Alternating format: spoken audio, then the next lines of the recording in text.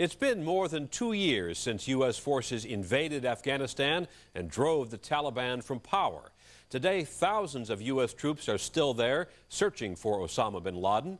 But another U.S. goal may even be more difficult: building a democracy. Here's part one of correspondent Don Dahler's report from Afghanistan.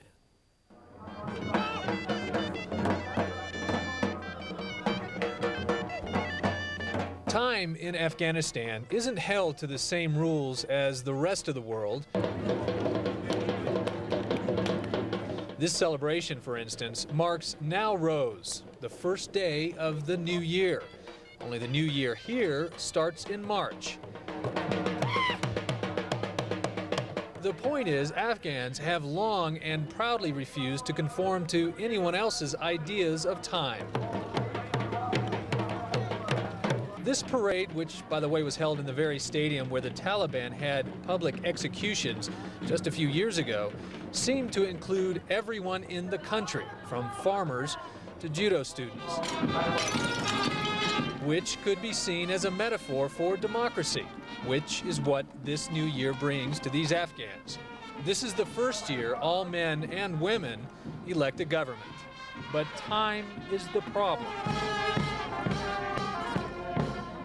Andrew Wilder is the head of the independent think tank Afghanistan Research and Evaluation Unit. We're holding elections according to Western agendas much more than what's in Afghanistan's interests. The West, the U.S. in particular, has stationed thousands of troops here and invested billions in the reconstruction and democratization of Afghanistan. Understandably, the U.S. would like to see that tree bear fruit. There is a feeling that if we invest now quickly in reconstruction, we push these processes forward quickly, the sooner we get this process completed here, the sooner we can get our boys and girls back to America or possibly deployed elsewhere. This is his main concern. The elections are scheduled for later this summer, but election workers have only just started spreading the word. The largely illiterate populace not only has to be taught what the election process will be, but what an election is, what a democracy is, what their rights are. The people from the UN aren't lacking for enthusiastic audiences. On the contrary, there simply aren't enough election workers to reach all the people everywhere. Of the 10.5 million eligible voters in Afghanistan, only 1.5 million have been registered. Larry Sampler is in charge of election logistics for the UN. The mantra for doing these kinds of elections is you approach them the same way a mice would eat an elephant, which is one small bite at a time. You do what you can. This is like the Wild West in the United States in the 17, 1800s. There's challenges here. When you go from one office to another office in Afghanistan, you don't just pack a lunch. You pack a lunch and a sleeping bag and your warm clothes and tow ropes and flares and everything you can imagine, because what starts out as a one-day journey can be a 4-day trip. It's not just that Afghanistan is so huge, roughly the size of Texas, or so rugged, or that the roads, if you can even call them that, don't reach most of the remote areas. Afghanistan happens to be very dangerous. For the people who live here, that threat takes the form of regional leaders, warlords, or the remnants of the Taliban who may try to sway the elections through intimidation. For the people who are trying to reach and register Afghans for those elections, the threat is more immediate. In the past 6 months or so, the UN had a bombing in their Kandahar office. Outside of that, there's aid workers have been killed. And so a lot of parts of the country are not accessible to the UN to do some of the registration work. So I think that's a major obstacle right there. Afghanistan's major benefactor, the United States, officially disagrees. I don't see security as a factor in affecting election. U.S. Ambassador to Afghanistan, Zalmay Khalilzad. But security is affecting the registration right now. It's not. Security is not affecting registration at all. What's affecting registration is the limited number of sites. They are only in major cities. They are not in the countryside yet.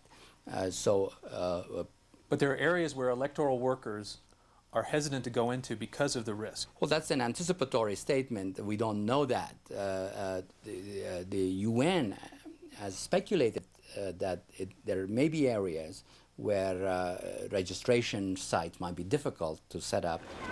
Stop here. To get the car, and they can bring both the cars around so we're ready to go.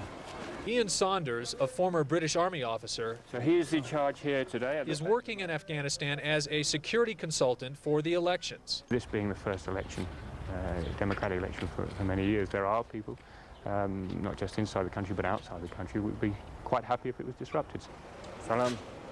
On his inspection of this school that doubles as a registration site, the woman in charge raises concerns for the safety of those registering. Saying there is a problem with the local police, yeah, it changes every day, and I do not know the exact person. The people here, as in most of Afghanistan, are no strangers to violence. Okay, so this area took a lot of bombing and rocket attacks. Yeah, bombing, rockets, so this is a very dangerous site. For the majority of Afghans, their security issue is not Al-Qaeda and Taliban. It's their local police chief, it's the local commander, it's the local warlord. A handful of so-called warlords who fought against the Soviets and against the Taliban as allies of the U.S. now control vast swaths of the countryside with armies that dwarf the fledgling Afghan National Army.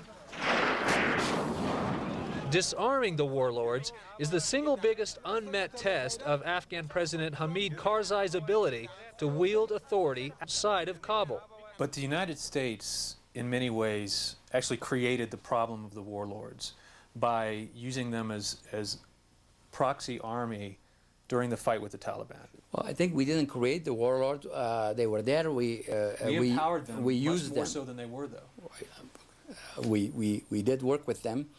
We faced two alternatives: either come in a big way ourselves, given the risk to American soldiers and the big footprint that would have required here, or use with local forces. And the local forces that were available against the Taliban were the people that some of whom behave as warlords. Moments later, the interview was interrupted when Ambassador Khalilzad got word that one of the warlords, Ismail Khan, was in a full-scale battle with forces loyal to Karzai's government. We know there's been intense fighting, quite possibly heavy casualties. As many as 100 people have been killed around Herat, where the central government has little control.